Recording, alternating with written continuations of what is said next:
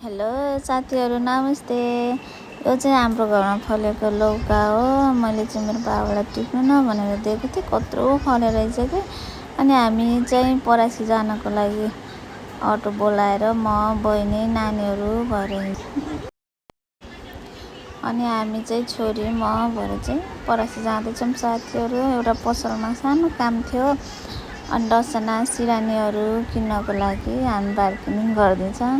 मेरो छोरीहरू चाहिँ सिरानीमाथि सुतेर खेल्ने हाँस्ने गर्दै उफ्रिँदैछन्। त्यसपछि हामीले सामानहरू लिग्यौँ अनि लिगेर अलिकति मिलाएरै दिनुहुँदो रहेछ। सबै कुरा राम्रो नै पाउँदो रहेछ परासीमा। मैले चाहिँ पहिलोचोटि लिएर आएको त्यहाँदेखि सामान अनि त्यसपछि अटोमा हालिदिनु भयो अङ्कलले। अनि हामी चाहिँ लिएर आएर अनि खाजा के खाने भनेर अनि मकै किनेर खायौँ साथीहरू। By by.